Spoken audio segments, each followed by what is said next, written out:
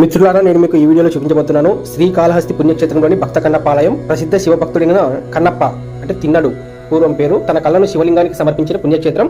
ఇది వచ్చేసి శ్రీకాళహస్తిలో ఉంది. కింద మన శివయ్య ఉంటాడు, వాయులింగం ఉంటుంది. పైన కొండపైన తిన్నడు అంటే భక్త కన్నప్ప ఉంటారు. ముందుగా భక్త కన్నప్పను దర్శనం చేసుకున్న తర్వాతనే కింద శివయ్యని దర్శనం చేసుకోవాల్సి ఉంటుంది అనమాట. కింద మన టెంపుల్ ఉంది కదా, శ్రీకాళహస్తీశ్వర శివ టెంపుల్, అక్కడ 4వ గేట్ దగ్గర నుంచి ఇక్కడ మీకు కిందాక చూపించినట్టుగా ఎంట్రెన్స్ ఉంటుంది అనమాట. స్టెప్స్ ఎక్కి రావాలి, ఓకేనా.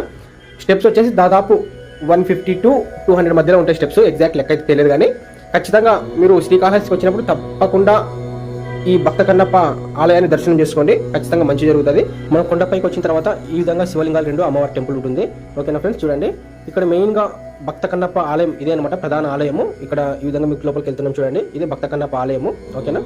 మీరు చాలా మంది అనుకుంటారు భక్త కన్నప్ప అంటే మనం సినిమాలో చూసిన ఆ టైప్ ఉంటుందని. ఆ టైప్ ఏమి ఉండదు, ఓకేనా. భక్త కన్నప్ప ఉంటాడు. ఇందాక మీకు అనిపించింది కదా, ఈ కొండ వచ్చేసి అమ్మవారి కొండ అనమాట, ఆపోజిట్లో ఉంటుంది. అక్కడ కూడా స్టెప్స్ ఎక్కిపోవాలంట, ఓకేనా. ఇక్కడ కొండపైకి వచ్చిన తర్వాత వ్యూస్ అయితే మాత్రం చాలా అద్భుతంగా ఉంటుంది ఫ్రెండ్స్. టౌన్ మొత్తం చాలా మంచిగా అనిపిస్తుంది, చాలా బాగుంటుంది. తప్పకుండా మీరు భక్త కన్నప్ప ఆలయాన్ని అయితే దర్శించుకోండి. పైకి వచ్చిన తర్వాత ఇక్కడ శివపార్వతులు ఉంటారన్నమాట. ఓం నమ శివాయ, ఓం నమ శివాయ, ఓం నమ శివాయ.